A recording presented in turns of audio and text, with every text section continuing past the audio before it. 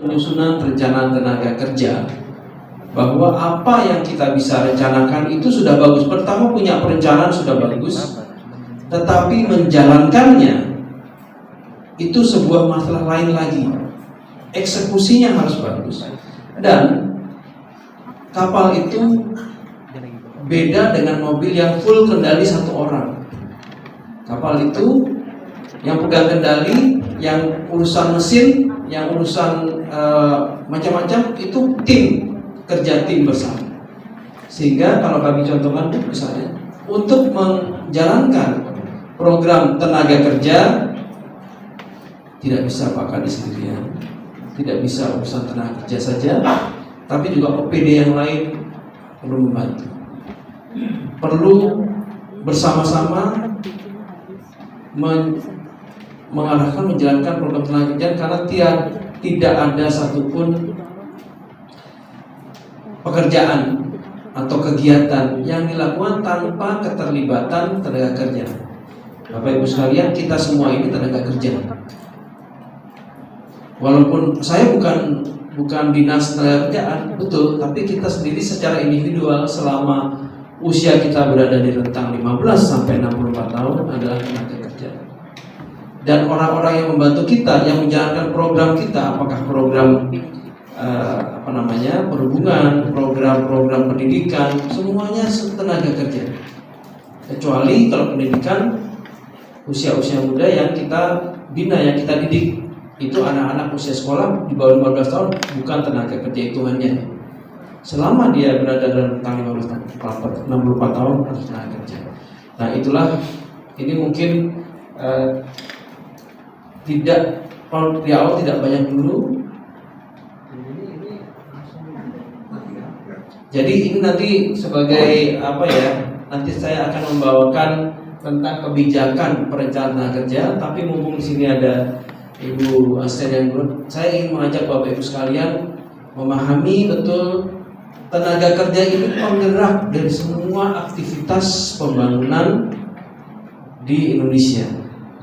Tanah Papua ini sungguh luar biasa luas, sungguh luar biasa kaya, perlu banyak keterlibatan tenaga kerja yang efektif. Bisa saja orang setempat tidak cukup, tapi orang setempat terlebih dahulu harus bisa kita berdayakan dengan lebih baik. Target kami begitu dari pusat, karena biasanya memang kalau kami dari pusat memandang bahwa daerah timur ini perlu kita angkat dengan baik. Saya rasa harapan seperti itu. Jadi Bapak Ibu OPD yang lain, ini mari kita bersama-sama dengan Pak Kadis kita bangun dan kita bangkitkan tenaga kerja yang ada di sini untuk sama-sama membangun Papua. Kalau di sini Papua Barat Daya, dan di khususnya Papua Sorong. Terima kasih.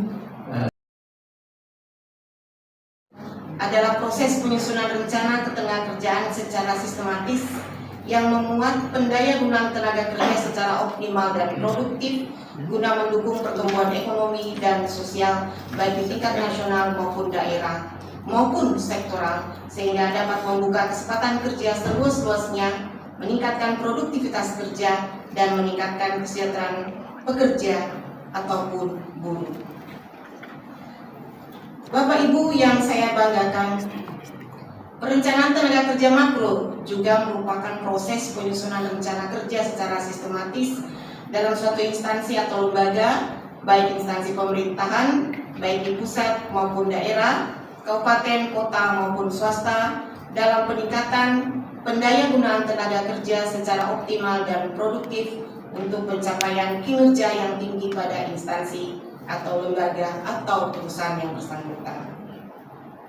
Bapak Ibu yang saya hormati, atas nama pemerintah daerah, izinkan kami mengucapkan apresiasi yang setinggi-tingginya kepada Kementerian Ketenagakerjaan Republik Indonesia, dalam hal ini Kepala Pusat Perencanaan Tenaga Kerja beserta seluruh tim yang telah hadir memberikan sosialisasi dan pelatihan kepada kita semua sebagai upaya untuk peningkatan kinerja di Kabupaten Sorong.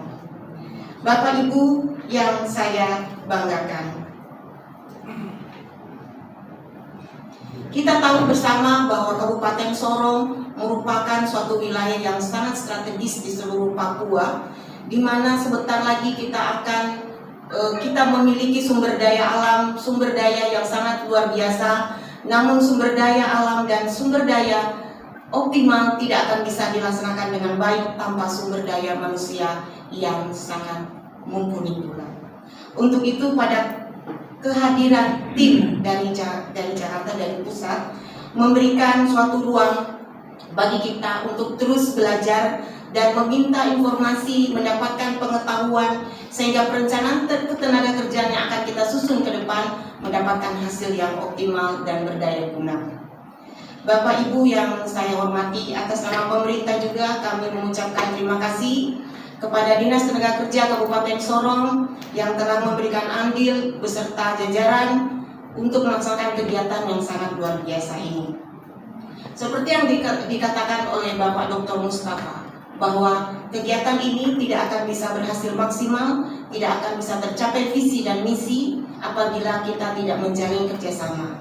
Koordinasi dan kolaborasi antar OPD bersinergi bersama, itu yang akan menghasilkan tujuan kita tercapai secara maksimal. Bapak Ibu, demikian sambutan yang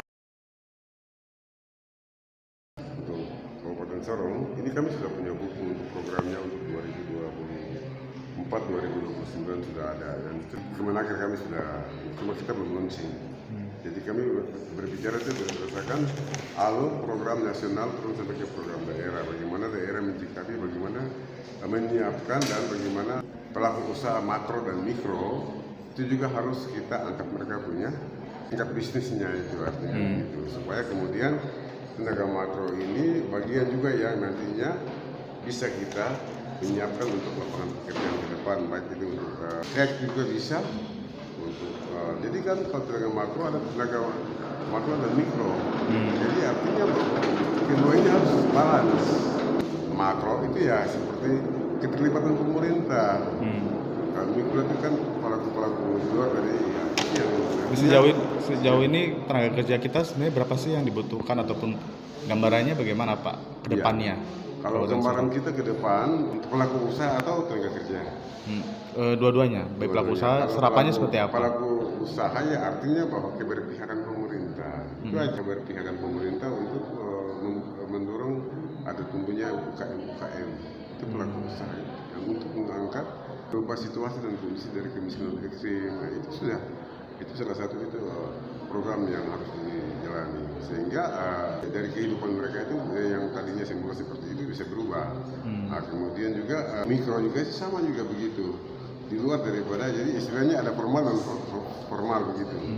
Ada yang dibiayai oleh pemerintah, tapi ada pelaku usaha yang itu juga mereka kategori dengan tenaga kerja, yang semua harus dilindungi dalam regulasi. Ya. Itu penjelasan secara keseluruhan yang regulasinya itu turunan dari Undang-Undang 331 ya tahun 2003. Itu ya 2003 itu turunannya itu, sehingga makro mikro juga ada di dalam simulasi itu, karena marwahnya Kemenaker di situ, tenaga kerja yang bisa dan tenaga mikro juga pun dia akan masuk dalam tenaga kerjaan.